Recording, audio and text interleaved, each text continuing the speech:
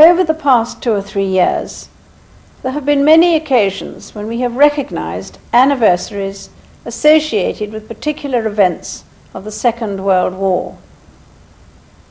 None, however, has more significance than Operation Overlord, or D-Day as it has become known.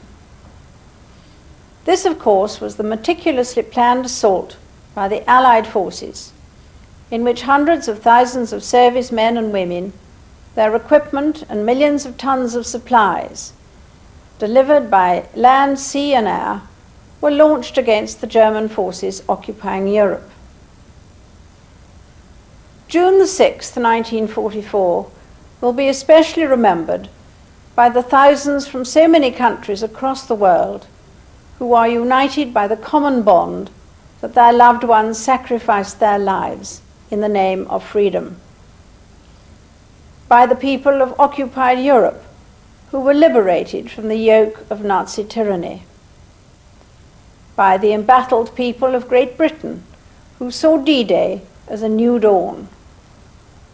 And by all the Allied forces who fought so long and hard to achieve their ultimate goal.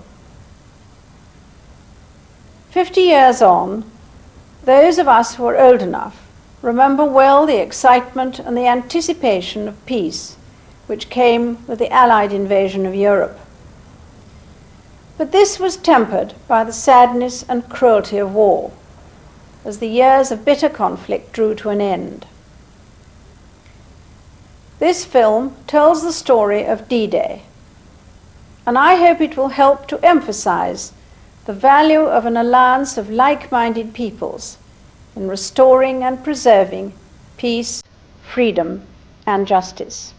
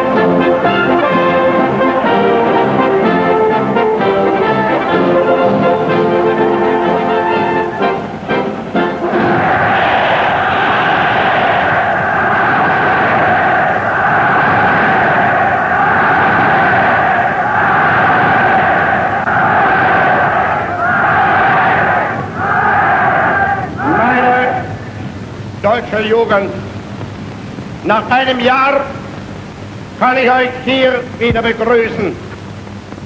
Ihr seid heute hier in dieser Muschel nur ein Ausschnitt dessen, was außer ihr über ganz Deutschland steht.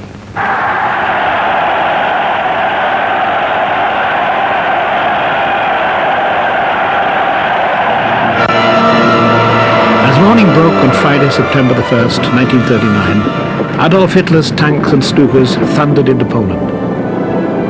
And the British declaration of war seemed inevitable. On the morning of Sunday the 3rd, Neville Chamberlain declares war on Germany. This morning, the British ambassador in Berlin handed the German government the final note, stating that unless we heard from them by 11 o'clock, that they were prepared at once to withdraw their troops from Poland, a state of war would exist between us.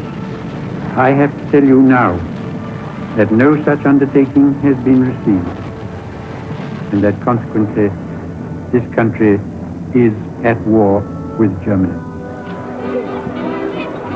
Almost immediately, mothers and young children are evacuated from the cities to the country before the inevitable bombing raids. Get a shelter, Bob, Bob. Air raid shelters are prepared, and 2.5 million Anderson shelters are constructed in back gardens. Every man, woman and child is issued a gas mask. 38 million in all. To impede the German bombers acquiring targets at night, the country was subjected to a blackout restriction. In the evening, every window is shaded by thick curtains or screens. Factory windows are painted black to prevent any light from escaping.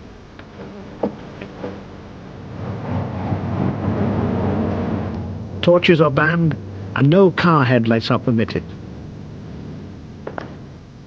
At night, wardens patrol the neighborhoods, enforcing these regulations. Thousands of young men are conscripted into the services. Men not in occupations vital to the war effort could select either the Navy, Army, and Air Force. The Navy is the most popular and quickly reaches its quota. The Royal Air Force proves the second most popular choice, but the vast majority of men find themselves assigned to the Army. With so many men being conscripted, women were urgently needed to fulfill the roles traditionally held by men. Women soon became the largest part of the workforce, filling jobs in factories, offices, the armed forces, and other essential areas. As Germany threatens Western Europe, a British expeditionary force of over 300,000 men were trained and sent to France. As they left for the continent, their mood was one of confidence and determination.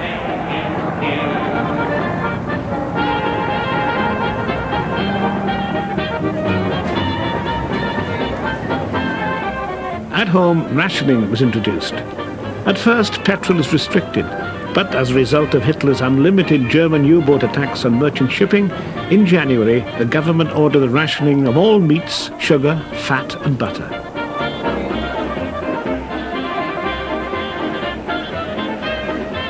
The ration book becomes the nation's most valuable possession. On the 9th of April 1940, Germany invades Norway and Denmark.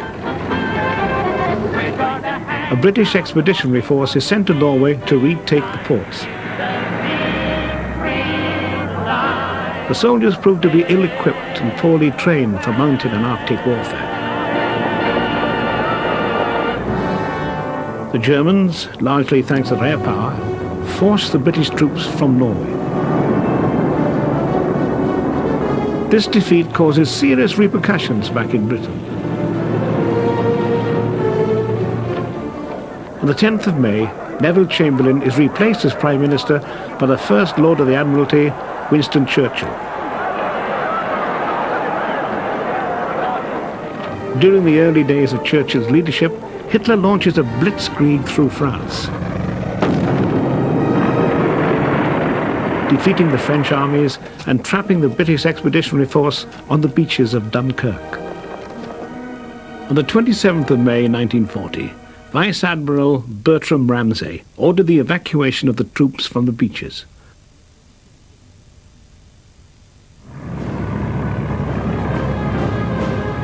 From all over the south coast, a vast fleet of ships and small vessels, known as the Little Ships, set sail for France in hopes of bringing as much of the army home as possible.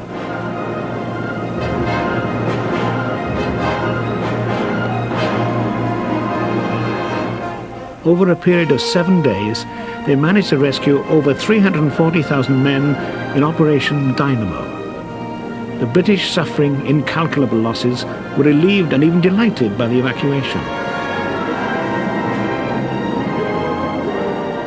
But Churchill soon puts the triumph in perspective by saying it was a defeat, and wars are not won by evacuations. In June, France surrendered. Nazi Germany, with its ally Italy, held sway from Norway to the Pyrenees and the Polish-Soviet frontier. Britain alone opposed Hitler, despite the British Army being short of everything from trained manpower to weapons and ammunition.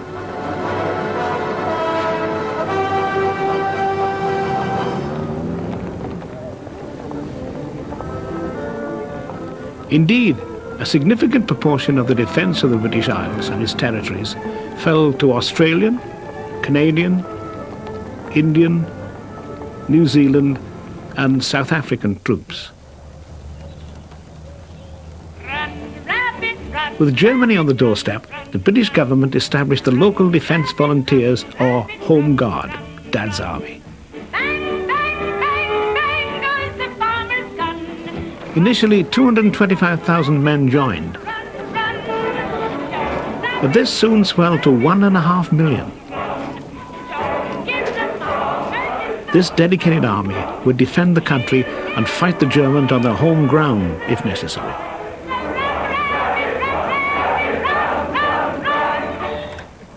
Hitler's persistence in the destruction of Britain continued. He orders that plans be made for its invasion. German long-range guns began shelling the Channel ports. But if his invasion plans were to succeed, he needed to destroy the Royal Air Force, Britain's last line of defence. The Battle of Britain clearly demonstrated to the population that the Germans were too close for comfort. Air battles raged in the skies of southern England from July to September. The 2,500 pilots of Fighter Command, made up of British, Commonwealth, Free French, Czech, Polish and American Eagle squadrons, fought bravely. Despite overwhelming odds, they managed to defeat the Luftwaffe.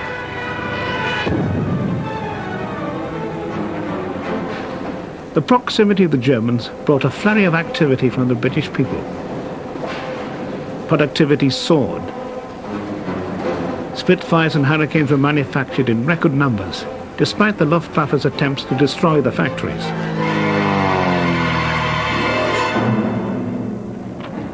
The government called for the people to donate everything for the war effort, from pots, pans and kettles to tyres and iron fences.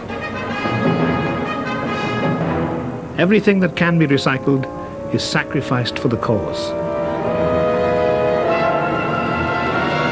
The defeat of the Luftwaffe in the skies over Britain caused Hitler to postpone his invasion. Churchill and his planners began looking towards a return to continental Europe.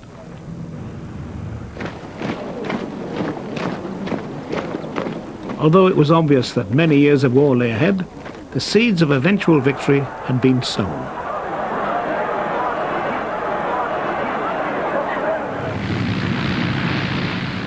The success of the RAF owed much to the fact that the Germans had changed their strategy from the destruction of the Fighter Command to the bombing of cities.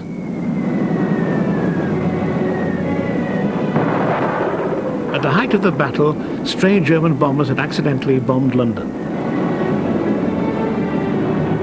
In retaliation, the RAF bombed Berlin. That raid infuriated Hitler, causing him to target the cities and giving the RAF the breathing space it so desperately needed.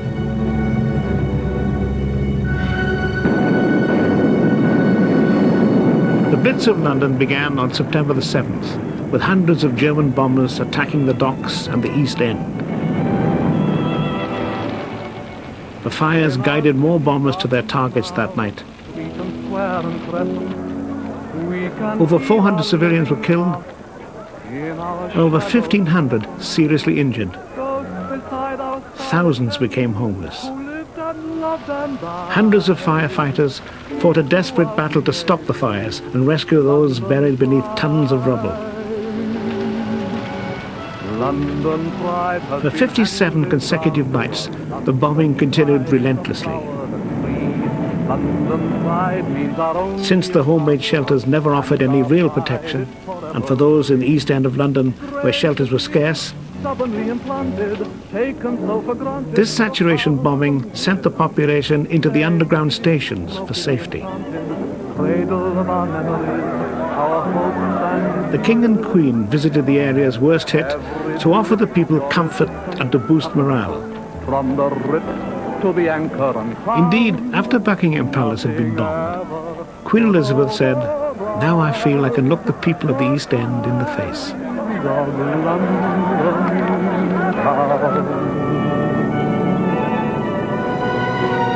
Other cities were targeted, and terror bombing continued throughout the country, with heavy damage being inflicted on Bristol, Bath, Southampton, Liverpool, York, Norwich, Canterbury, Birmingham, and Belfast.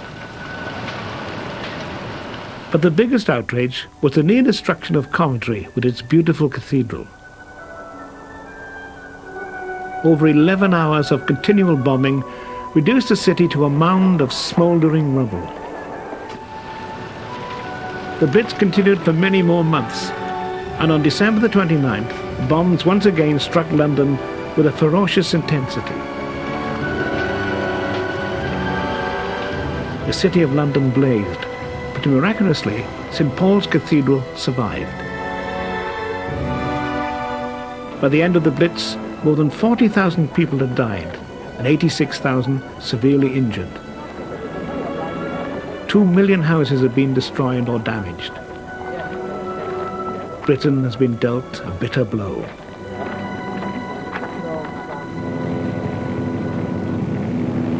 Hitler's attack on Russia in the summer of 1941 was followed by Japan's attack on the United States at Pearl Harbor on December the 7th, bringing the two countries into the war.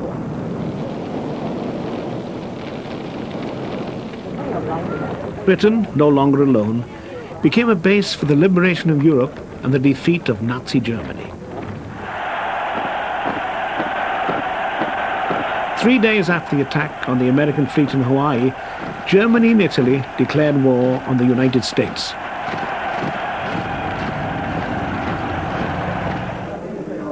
Immediately after the bombing of Pearl Harbor, Roosevelt and Churchill and their chiefs of staff met at the Arcadia Conference in Washington, D.C.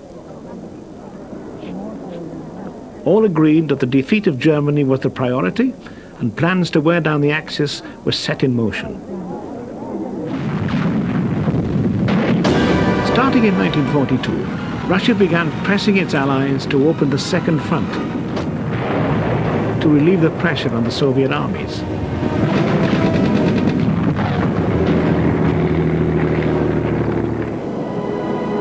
However, Allied priorities at this time included keeping the Atlantic shipping lanes open, and therefore it took several years to respond.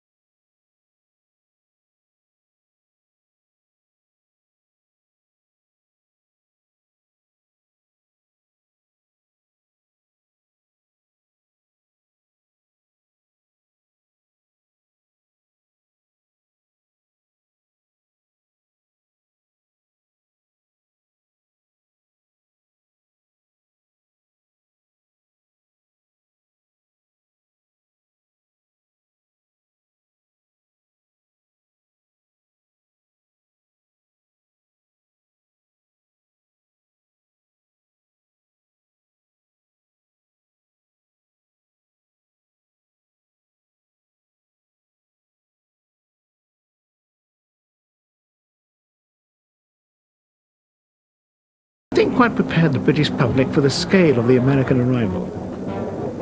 The first American troops to reach the UK landed at Belfast Harbour in January 1942.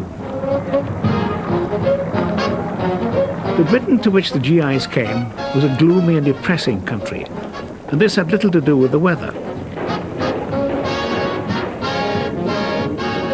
Most people were wary of foreigners, but accepted this army of friendly occupation with remarkably good grace. Most of these troops were stationed in rural areas like Cornwall and Scotland.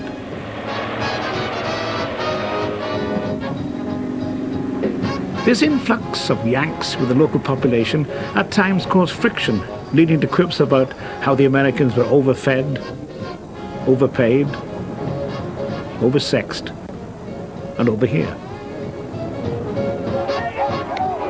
By July 1942, over 81,000 US troops and 182,000 tons of equipment were landed. The build-up had begun.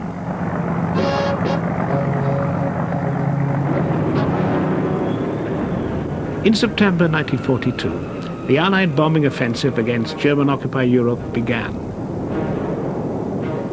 And the United States Army Air Force joined the campaign, carrying out daylight raids to complement those carried out by the RAF at night.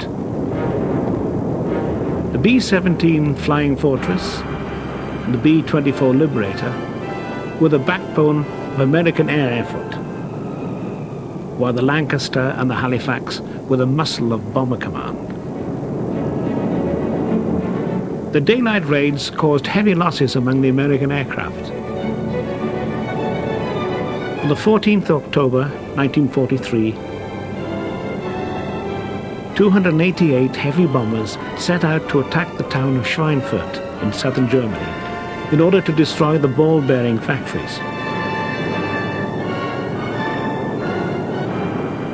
The raid became a running battle across France and Germany, resulting in a loss of 60 American bombers. On August the 19th, 1942, Lord Louis Mountbatten's Combined Operations Organization staged a full-scale raid on the port of Dieppe. The purpose of the operation was to test the coordination of a large-scale amphibious operation by putting infantry and armour ashore with fire support and air cover.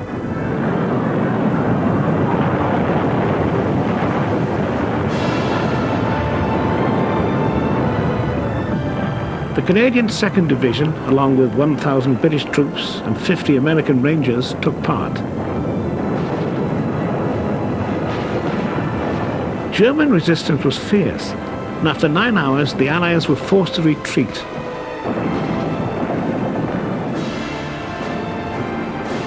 Almost 1,000 soldiers died in the attack, and nearly 2,000 were left behind. Of the 6,100 men who went into Dieppe, only 2,500 returned to England. However, valuable lessons have been learned that would contribute to the successful planning for the real invasion. By 1943, the tide had turned against Germany, who had suffered defeats by the Russians at Stalingrad and the British at El Alamein.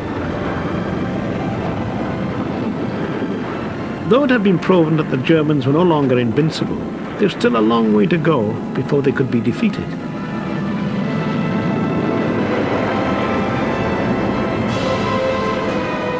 In May 1944, German-occupied Europe looked like this. The planning and organization of the largest operation in history, the invasion of what had become Fortress Europe, had to be meticulous to ensure even a reasonable chance of success. For this reason, the best military, political, and scientific brains had been gathered to do the job.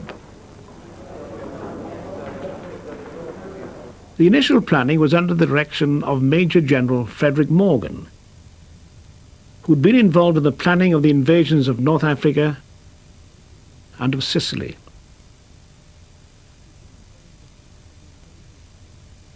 In March 1943, he was appointed Chief of Staff to the yet unknown Supreme Allied Commander, Cossack. In December, at the Tehran-Cairo conference, Dwight D. Eisenhower was given the job of leading the invasion of the Allies into Europe. The invasion was codenamed Operation Overlord. Ike's first step was to gather around him a strong command team, based to a large extent on the successful team forged in the Mediterranean during the fighting in North Africa, Sicily, and Italy. Air Chief Marshal Sir Arthur Tedder, an expert on ground-to-air cooperation, was appointed Deputy SAC. Air Chief Marshal Sir Trafford Lee Mallory was given command of the Allied Air Forces, and Admiral Sir Bertram Ramsay of the Naval Forces for the invasion. General Sir Bernard Montgomery, known as Monty, was to command the ground troops. And Lieutenant General Omar Bradley and Lieutenant General Miles Dempsey were named commanders of the main invasion forces, the US 1st and British, Canadian 2nd Armies respectively. Eisenhower's long-standing Chief of Staff, Major General Walter Bedell Smith, remained in that post, with Morgan as his deputy. Eisenhower moved Supreme Headquarters Allied Expeditionary Force, SHAEF, to Bushy Park, in London's northwestern suburbs, then on to Southwick House near Portsmouth.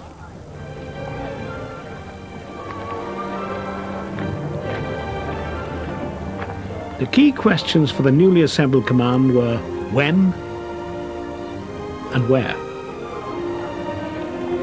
When was the date that all the men and material would be available and ready? The detailed timings to be determined by tides and meteorological conditions. Where was the most difficult? The chosen location would have to satisfy all the prerequisites for an amphibious landing and subsequent breakout. And also, it would have to surprise the Germans. Options as far north as Norway and as far south as Bordeaux were considered. Eventually, they were narrowed to a choice between the Pas de Calais, closest by sea and nearest to Germany,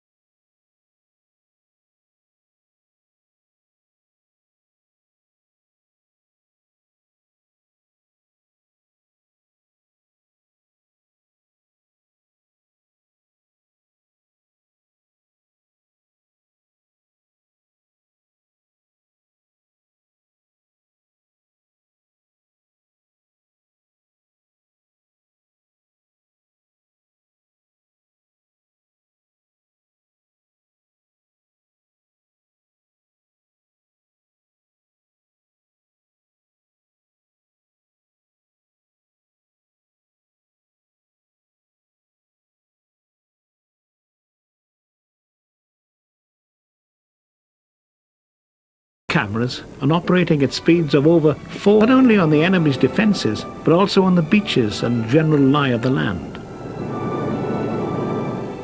An enormous intelligence-gathering organisation swung into action.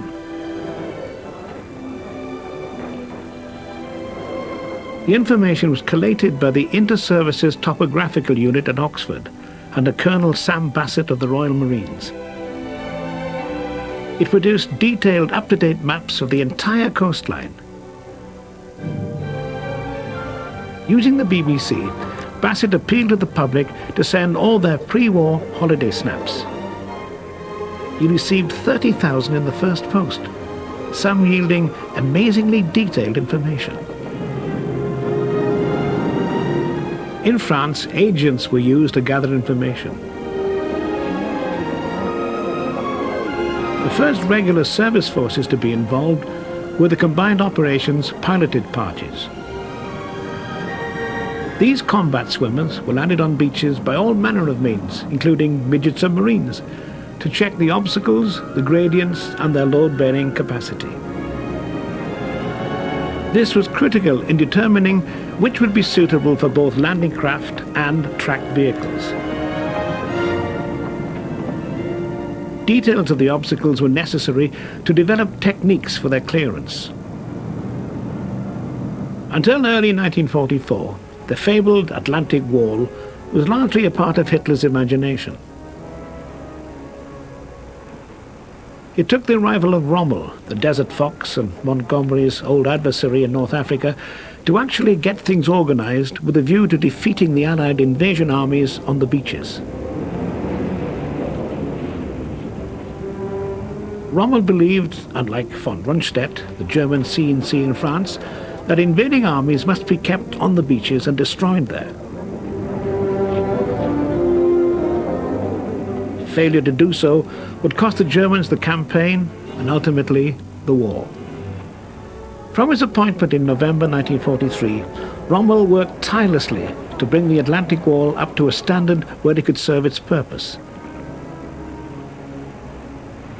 He had all possible invasion beaches laced with obstacles to disrupt and damage the landing operations. Examples of these devices included the Czech hedgehogs, tetrahedra, and Belgian stakes, many of which were fitted with explosive charges to wreck the landing craft and use them to block the beaches.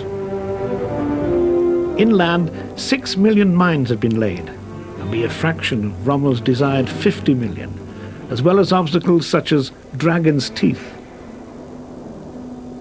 To deter glider landings, potential glider landing zones were planted with poles up to 10 foot high, which would wreck a craft on landing. The whole scheme was known to both the French and Germans alike as Rommel's asparagus. These obstacles were covered by ground fire, ranging from machine guns to 155mm artillery pieces. Positions and emplacements were constructed to house the guns and the troops, whose weapons ranged out to 12 miles and were intended to blow an invasion fleet out of the sea. The eyes and ears of all this was the chain of coastal radar stations aimed at the seas and skies towards Britain. Manning the defences in the Normandy area were the 352nd and 716th German Infantry Divisions.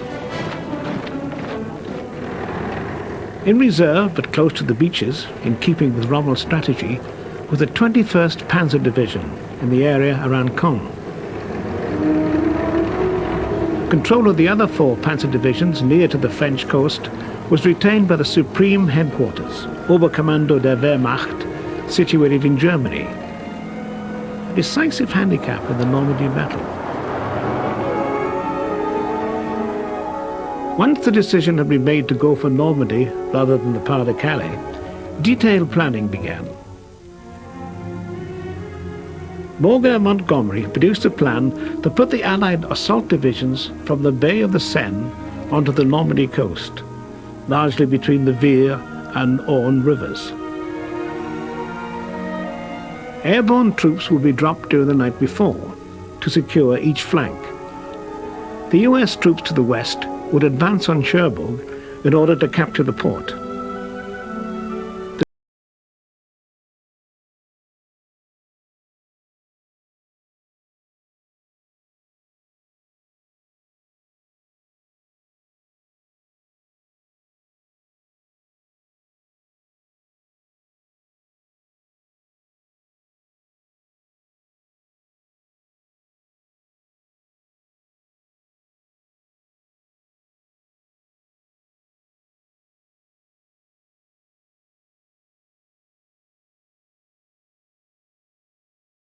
The element of surprise and prolong it for as long as possible. The key to the deception was to mislead the Nazis, and especially Hitler, as to the time and place of the real invasion, not a possible feint attack.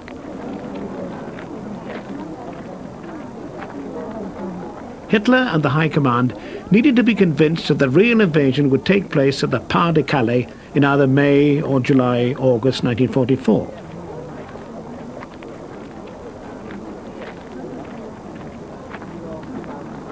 And that any other landings were merely a diversion designed to draw the enemy forces from the Allied army's main point of effort. Indeed, the deception went further than the Pas de Calais. In order to tie down as many German divisions as possible away from the real invasion front, actions were taken to convince the Nazis that the Allies were seriously considering launching the invasion in Norway, southern France, and the Balkans. The operation to keep Hitler's forces dispersed and to disrupt his response to the real invasion was codenamed Bodyguard. Within the strategic deception of Bodyguard were no less than 36 subordinate major plans, and many more minor ones. Operation Fortitude was designed to conceal the secrets of the real invasion plans, especially the time and place. Fortitude North was designed to convince the Germans that the real invasion would be launched on Norway and attack Germany through Sweden in concert with Russian forces.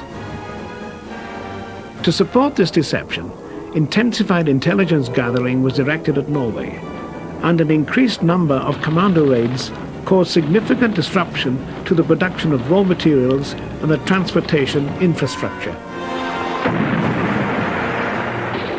The most important element, however, was Fortitude South. This involved the creation, at least in the minds of the German High Command, of a fictitious army group aimed at the Pas de Calais. The army was the first US army group, FUSAG, and consisted of a number of teams broadcasting convincing radio traffic and producing hardware to fool visual reconnaissance from the air.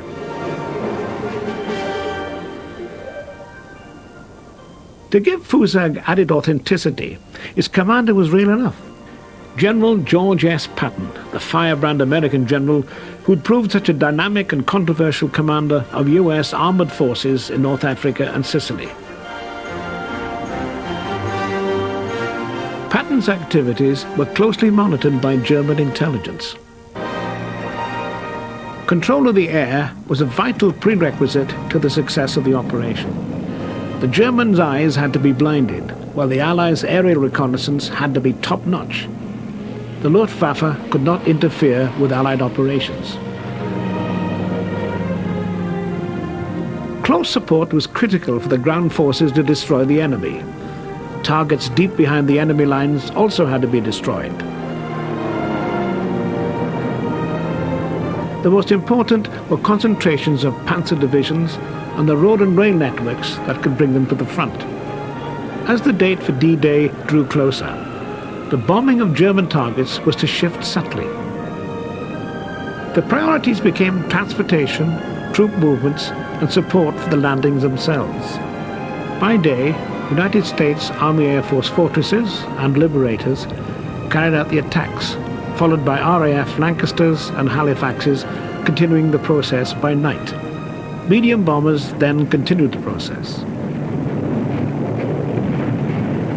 These aircraft carried out daylight, low-level precision attacks. For close air support, the single-engine fighter bombers came into their own. The US AAF had the P-47 Thunderbolt, whilst the RAF had the Tempest and the Typhoon, rocket and cannon-firing aircraft that could operate from austere airstrips run by RAF servicing commandos close to the front line. They were used as train and tack busters. Operating the flying cab rack principle, they were summoned onto their targets by Air Force officers located with the forward ground troops. Less glamorous, but equally important, were the aircraft that would be used to tow the gliders and drop the paratroopers who were to secure the flanks of the invasion beaches. The DC-3 Dakota were the main paratroop aircraft, but Stirlings, Albemarles and Halifaxes were also used. The gliders were a variety of types that carried troops and heavier equipment. Often constructed by furniture companies, they were the Horsa, the Havrian, and the larger Hamilcar, capable of carrying bulldozers or light tanks. American, Canadian, Dutch, Norwegian, Free French and Polish, as well as British ships, landing craft and specialized vessels, took part in Operation Neptune, the Navy's role in Overlord. It was mainly commanded and planned by the Royal Navy, under the leadership of Admiral Sir Bertram Ramsay.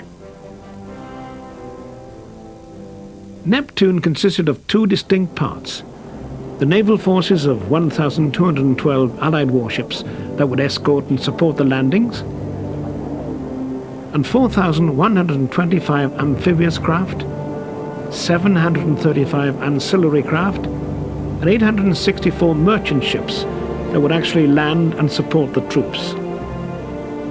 The D-Day invasion produced the largest fleet that was ever put to sea.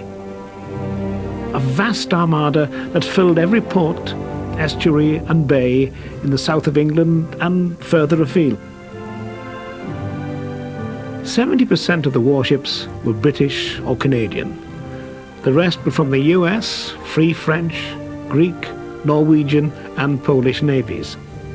The largest ships were the battleships like HMS Warspite and USS Texas with their 16-inch guns, ranging down to the destroyers that every navy contributed and which were the workhorses of the task forces. The key vessels of the whole operation were the various types of landing craft, and due to the demands of other theatres like the Pacific, they were not in abundant supply.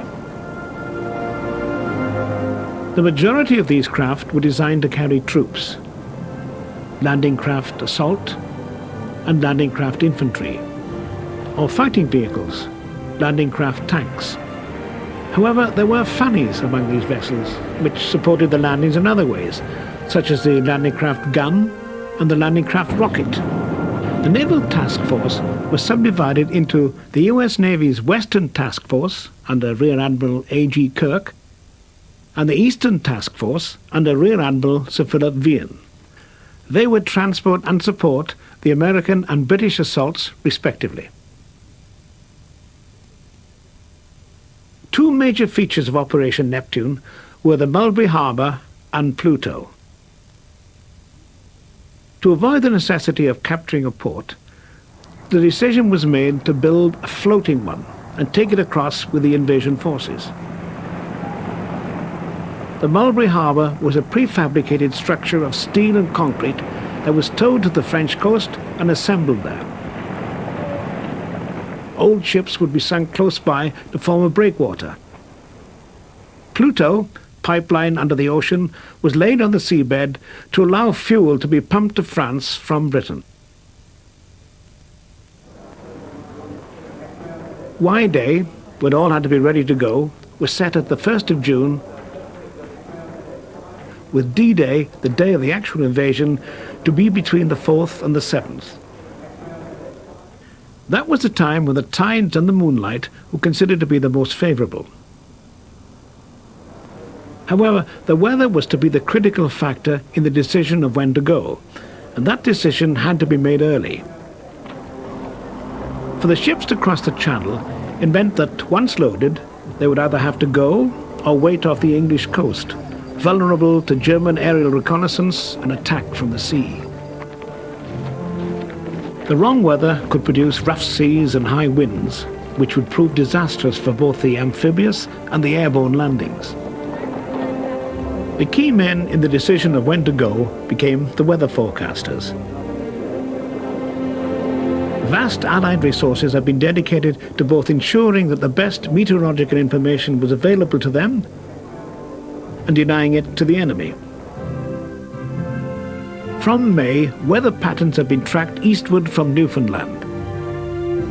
The man in charge of the Allied weather was Group Captain Stagg of the RAF. The deputy was Colonel D.N. Yates of the USAF. The primary date for the invasion was the 5th of June. But the incoming weather was so bad that Stagg advised postponement to Eisenhower, who duly made that decision. The weather looked little better over the next few days. Indeed, the Luftwaffe's weather service had stated that conditions would rule out invasion operations for at least several more days. On the 4th of June, at 4 a.m., in Eisenhower's HQ at Southwick House, Stagg was called upon to make the greatest decision of his life. He advised the Supreme Commander that, though far from perfect, there would be an abatement of the bad weather on the 6th of June that could allow the landings to proceed. At 04:15 on the 5th of June, Eisenhower gave the order to go.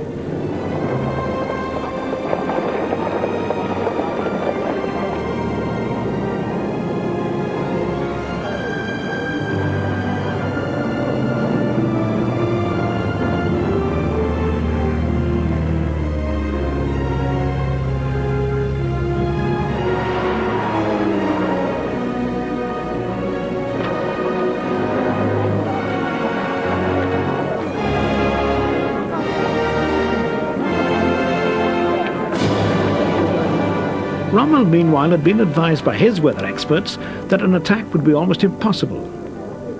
Accordingly, he decided to go to see Hitler on the 5th of June to plead for control of the other panzer divisions and to be with his wife on her birthday, an added bonus to the Allies. Shortly after midnight on the 5th of June, the first advance force operations began. British SAS teams were dropped into France to coordinate resistance operations and to conduct deception operations. Off the beaches, 2 British midget submarines, the X-20 and the X-23, would surface and mark the run-in for the assaulting landing craft. COPS teams had already neutralized some of the beached obstacles, and farther afield, other deception operations took place. Messages to the French resistance had activated many groups who would carry out sabotage attacks to hinder the enemy reaction.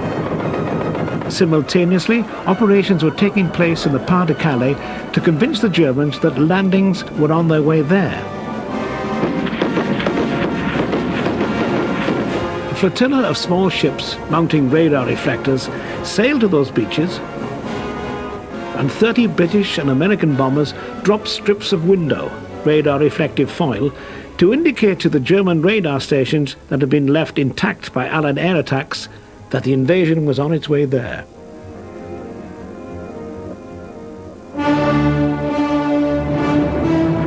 The first invasion forces to land on French soil were from the British and American airborne divisions.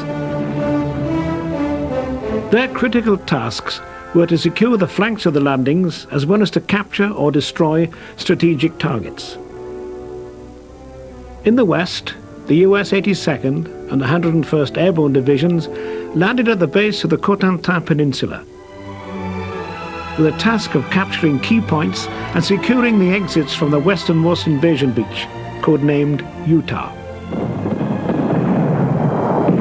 Anti-aircraft fire dispersed the drops badly, and many paratroopers were drowned in the areas of low-lying marsh that had been flooded by the Germans. Nevertheless, small groups of paratroopers got together and fought their way to their objectives, attacking what enemy they could find. The village of Saint-Mère-Église became a focal point for the 82nd Airborne Division. Some 30 troops were even dropped onto the village, which was ablaze in many places, and one man, PFC John Steele, actually landed on the church, dangling from his parachute, which was caught on the steeple, the church bell ringing furiously. The scattered drop for the 101st over an area 25 by 15 miles actually helped the Allied effort, in that the Germans could not determine a focal point for a counterattack. The dropping of dummies with firecrackers to simulate ground fire increased the Germans' confusion. Throughout the night, small groups of airborne troops, often from completely different units, grouped together and attacked what German forces they could find. The commander of the 101st, Major General Maxwell Taylor, struggled all night to bring his division together, but to little avail. By dawn it mustered 1,100 out of 6,600, rising to 2,500 by the evening. The 82nd had fared a little better. Fortunately, one of his regiments had been dropped almost according to plan. The remainder suffered the same fate as the 101st. The division had dropped on the edge of the German 91st Division's concentration area. It was that division which had been specially trained in counterattacks against airborne troops, and it formed the Germans' main reserve in the Cotentin Peninsula. However, its commander had been ambushed and killed by American paratroopers during the night as he drove to his HQ. Thus, at a critical time, the key German formation in the area was leaderless. The one concentrated grouping of the 82nd was to the northwest of Saint-Mère-Église. Well before dawn, 360 men of the 505 Para-Infantry Regiment under Lieutenant Colonel Krauss assaulted the town. The element of surprise paid off, and Saint-Mère-Église could claim to be the first French town liberated by the Allies. Fragmented actions continued throughout the night and the following day through the hedgerows and lanes of the area. Though the airborne troops had been unable to physically secure the exits from Utah Beach, the chaos that they inflicted upon the Germans prevented them from mounting any effective action to reinforce their defences or mount counterattacks against the invaders. In the east, the British 6th Airborne Division under Major General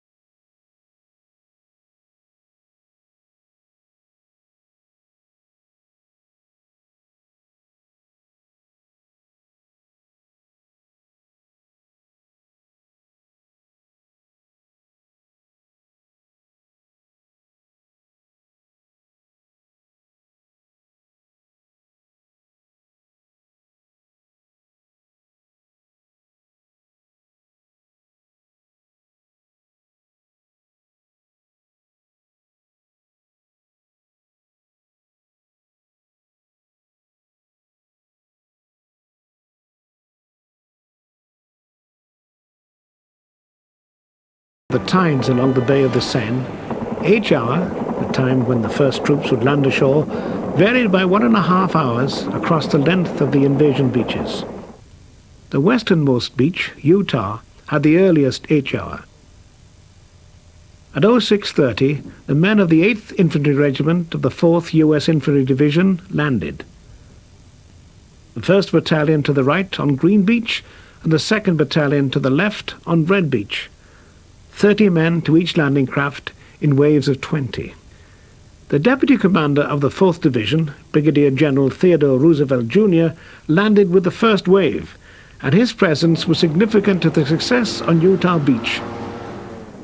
On landing, his words were, "We'll start the war right here." Supporting them were 2 companies of the 70th Tank Battalion in their Shermans, 28 of which had been waterproofed in order to swim from 3,000 yards out from the beach by a modification known as Duplex Drive, or DD. The scene was a nightmare. The water was choppy. The beaches and their rear areas were being blasted by rockets, naval gunfire and bombers to such an extent that it was almost invisible behind a pall of sand, smoke and dust. In return, German shells were bursting among the approaching landing craft and DD tanks. The second wave was starting their trip to the beach when 276 aircraft of the US 9th Air Force attacked the beach defenses, delivering 4,400 250-pound bombs upon 7 designated targets. The first wave of assaulting troops were disembarked from their landing craft 300 yards out. With rifles held high, they waded and struggled to the dry sand of the beach and became the first amphibious troops ashore in France. The landings did not take place on the planned beaches. The tide had effectively shifted the landing beaches over a mile south. By 08:30, the leading assault troops had moved off the beach. By 10 o'clock, the 12th and 22nd Infantry Regiments were ashore and 6 battalions were starting to move inland. The German response had largely been ineffective and consisted mainly of sporadic artillery fire. The airborne troops of the 82nd and the 101st were to thank for the creation of confusion and indecision among the Germans. The 4th Infantry Division's casualties totaled less than 20 dead and 200 wounded, far lower than anyone dared hope for. The actions on and behind Utah Beach went as close to plan as anyone could hope for. The troops were able to fight their way inland with relative ease to link up with the scattered airborne troops and consolidate the west end of the beachhead before the advance of the Cotentin Peninsula. For the troops on Utah, the greatest difficulty had been the forces of nature. Omaha was a completely different story.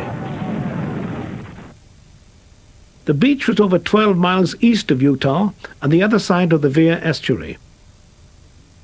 It was defended by the German 352nd Infantry Division, and, different to Utah, there were no airborne troops to disrupt the defense. The German-prepared defenses at Omaha were far more effective than those on Utah. The currents were strong, and the natural lie of the beach favored its defenders.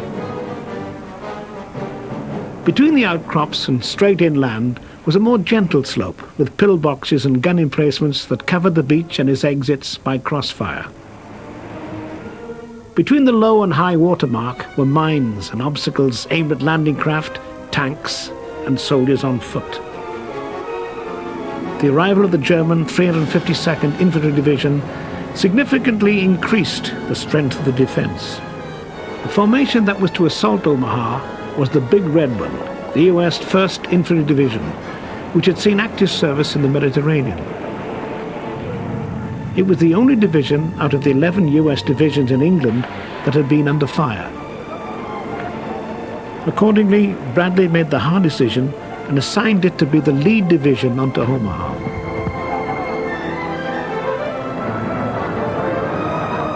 So at 0300 on the 6th of June, Force O, commanded by Rear Admiral Hall, the US Navy, started putting its assault craft into the water 12 miles offshore. The night was dark and windy and the sea choppy. The swell of 6 feet made life in the assault craft wet and miserable. Many of the troops had been seasick during the crossing and were not at their physical best on that fateful morning. Some landing craft sank in those first minutes, pitching their human cargoes into the heavy seas. Unfortunately, one tank landing craft launched 29 DD Shermans 6,000 yards out from the beach. In those heavy seas, 27 sank within minutes, and only 2, by hard work and good fortune, made it in. The 5-mile stretch of beach had been subdivided into 4 smaller assault beaches, from west to east: Charlie, Dog, Easy, and Fox. 40 minutes before the first troops landed, the naval bombardment began. Guns ranging from the massive 16-inch of the battleships to the 5-inch of the destroyers fired upon the coastal defences. These guns were supplemented by rockets from rocket-firing landing craft, most of which, unfortunately, fell short. In the air, a force of 446 liberators attacked 13 targets in the area of the beach with over 1,000 tons of bombs. Many of these bombs overshot their targets, as the bombardiers worried about hitting their own troops. As the assault craft were 800 yards out from the beach, the barrage lifted, leaving only the close support weapons of the landing craft to continue firing towards the defences. The Germans reacted. Shells, mortar bombs and machine gun fire started to hammer into the approaching craft. Many were hit and then hammered again as they lay dead in the water. The tides were no help. As they grounded on the sandbanks, many craft were slewed sideways onto the beach, making disembarkation difficult. Troops were in the water up to their knees, waists and necks, under murderous fire all the time. They waded ashore in small groups onto the long, unopened expanse of sand. The scene was one of the carnage of battle. Dead and wounded men, mangled landing craft and vehicles, some ablaze.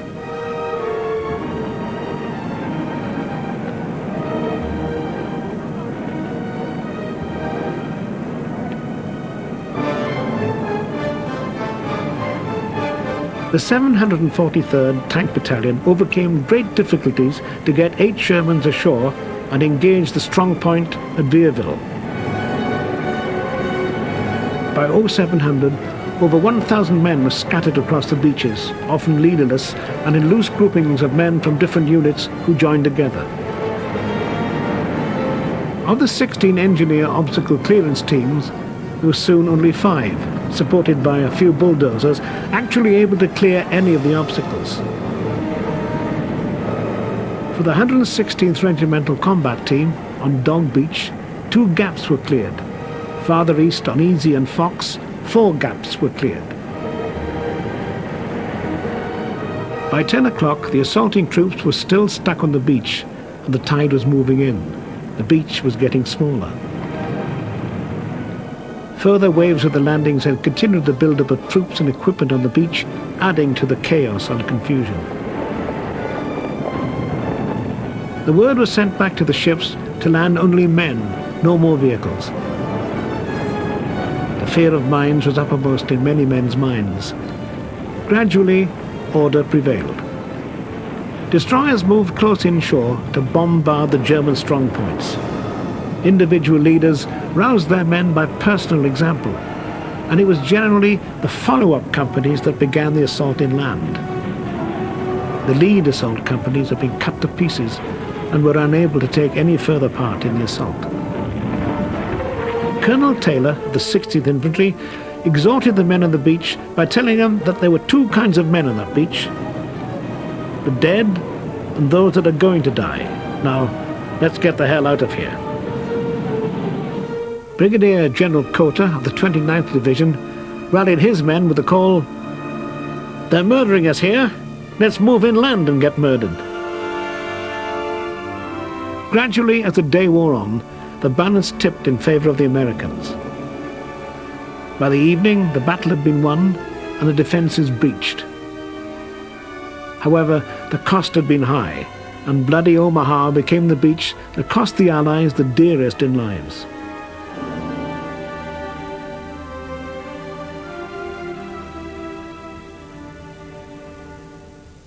The British and Canadian invasion beaches from west to east were Gold, Juno, and Sword.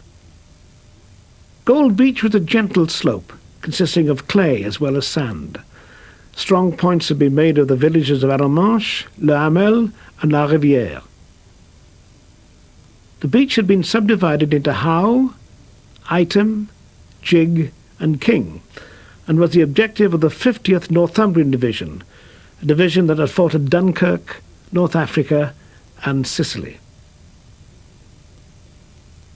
At 07:25, the landing craft carrying the tanks of the Westminster Dragoons and 81 and 82nd Assault Squadrons Royal Engineers started to unload their tanks and specialist fighting vehicles.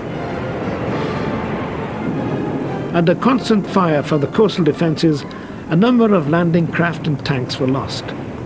The remainder pressed on, and within an hour had cleared 4 out of the 6 planned safe lanes and was spearheading the leading battalions to their objectives. These tanks were primarily the Funnies of Major General Percy Hobart's 79th Armoured Division. The petard tanks, modified Churchills, were particularly useful in destroying strong points with their huge demolition guns. The flail tanks, usually Shermans, then cleared a safe lane through the mines and obstacles. These would be followed by tanks laying fascines, bridging or trackway to allow the DD tanks, which had been ashore first and covering the rest, to advance through the breach with supporting infantry. The 2 lead assault brigades of the 50th Division were the 231st and the 69th. On the right flank, men from the Hampshire Regiment and the 1st Dorsets fought their way up the beach, supported by artillery firing from close support landing craft. There were not enough safe lanes cleared to assault through. Major D.J. Warren took command of the Hampshires after their commanding officer, Lieutenant Colonel Nelson Smith, was wounded, and second in command, Major Martin, killed. They moved round to a flank and took Les Roquettes and Arsenal-sur-Mer, then moved to attack the strong point that the Germans had created in the Le Hamel Sanatorium. The Dorsets, in the meantime, supported by tank fire, took the high ground to the south of Arromanches. On the left, with the 69th Brigade, the Green Howards and the East Yorkshires fought their way through La Rivière and broke through the German defence line of strong points and pillboxes. It was for dealing with such a pillbox, among other valiant actions, that Sergeant Major Stanley Hollis of the Green Howards was awarded the only Victoria Cross to be given for the 6th of June. By 11 o'clock, follow-up brigades, 56th and 151st, maintaining the momentum of the attack, were moving inland through 7 clear lanes supported by tanks. They moved south and hooked slightly west to broaden the beachhead and to gain the high ground to the east of Bayeux. 47 Royal Marine Commando had landed on the extreme right flank, and its task was to capture Port-en-Bassin. They had lost 4 out of their 14 landing craft, but on landing advanced 10 miles west to capture the high ground to the south of the town. Quite a feat, as each man was laden with 80 to 90 pounds of equipment. The centre beach, Juno, was the objective of the 3rd Canadian Division. It had been subdivided into Love, Mike and Man. On the right were the 7th Brigade, on the left the 8th, with the 9th following up. The 7th Brigade assault was led by the Royal Winnipeg Rifles and the Regina Rifles, with D.D. Shermans from the 1st Canadian Hussars. They landed a little later than the troops on Gold, but were determined to catch up. By then, the tide had reduced the expanse of beach to be crossed to 100 yards in places. The 8th Brigade assault was led by the Queen's Own Rifles of Canada and the North Shore Regiment. The assaulting forces faced heavy fire from the German defences as they fought their way to the top of the beach. Landing craft were hard hit by both defensive fire and obstacles. The larger craft attempted to ram their way through, while the smaller ones tried to weave their way around. At one stage, 20 out of 24 landing craft were destroyed, and the survivors struggled ashore. However, the build-up of troops continued, and once ashore, they didn't wait around. While naval obstacle clearance teams worked to clear the beach obstacles, the Canadian troops fought doggedly their way inland, destroying all the German resistance they could find. When the second wave came in, carrying among others the Regiment de la Chaudière, there was little opposition. The tanks and infantry were then grouped for the advance inland. Flails cleared lanes for the obstacles, and petards blasted gaps through the 12-foot sea wall. 12 lanes were cleared by the 79th Division tanks on Juno to allow a rapid advance southwards and movements to the flanking beaches. By midday, the Canadian 2nd Armoured Brigade was coordinating the armoured advance, and by the evening, the 7th Canadian Brigade was probing towards the lateral Caen-Bayeux Road, challenging the 69th Brigade of 50 Division from Gold for the lead. In the meantime, the 9th Canadian Brigade, the follow-up brigade, had taken the Corsair-Caen Road at its axis and began advancing towards the city as quickly as it could. By midnight, it would be within 3 miles of the outskirts of Caen. To the east, the 3rd British Division's objective was Sword Beach, between Saint-Aubin and Ouistreham. It had been subdivided into Peter, Queen and Roger from west to east. The 8th, 9th, 185th Infantry Brigades and the 22nd Armoured Brigade were the assaulting troops.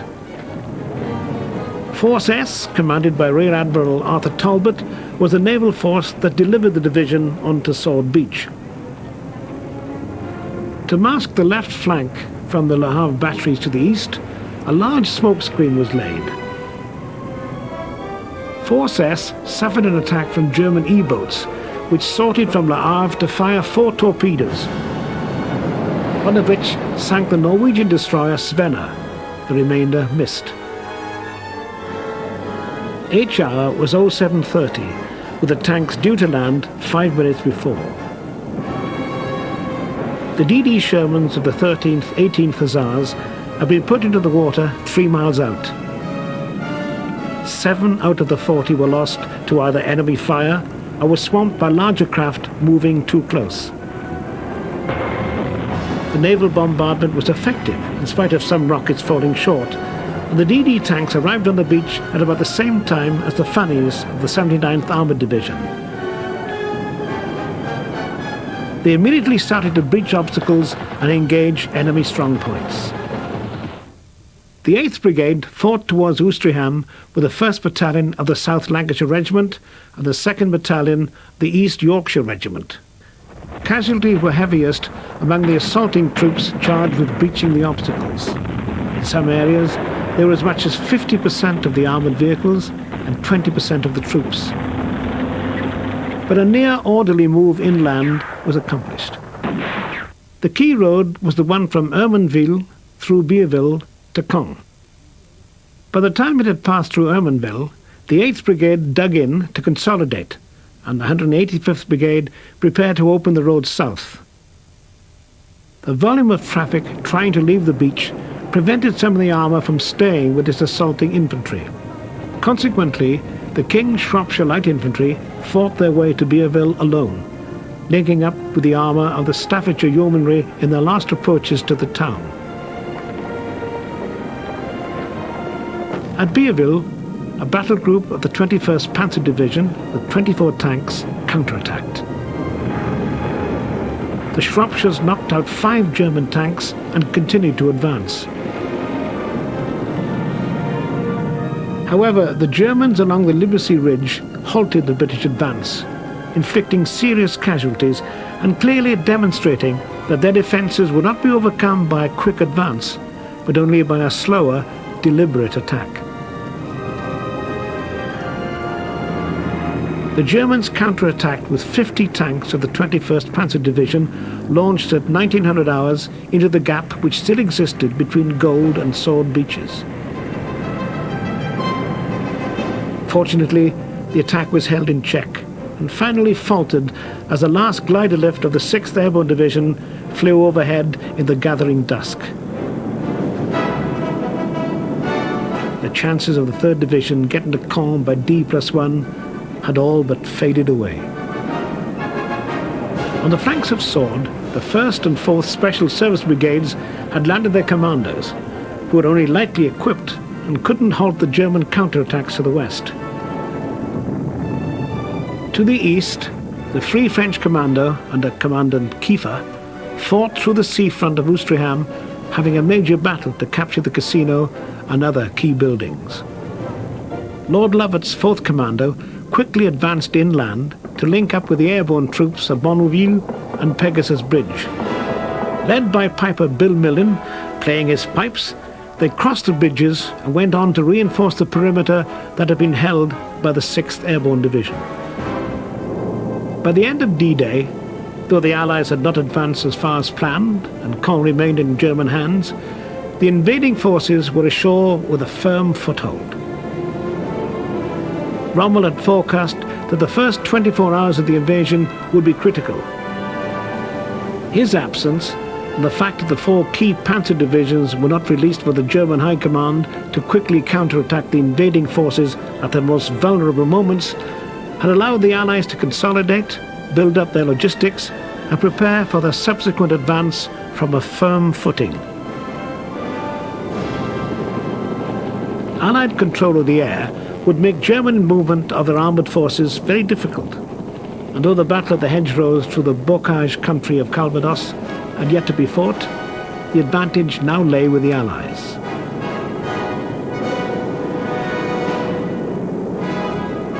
The Germans had been convinced that a principal objective of any Allied invasion would be to capture a port within the first few days.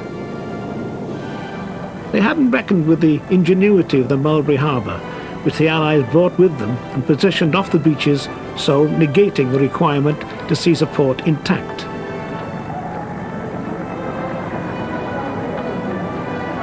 At the end of D-Day, the cost of the operation in Allied lives was 2,500, 1,000 of them on Omaha Beach.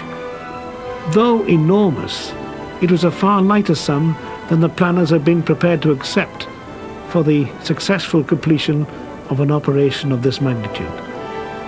Though the operation had been a success, it was played down at home in order to keep Hitler guessing that perhaps it was only a feint and that the real invasion would be at the Pas de Calais after all. Within a few days, it was obvious that this was not the case, but by then the Germans had missed the opportunity to knock the Allies back into the sea. The Allies now had their firm foothold in Europe, and though it would be another 11 months before Nazi Germany was finally defeated, die had been cast.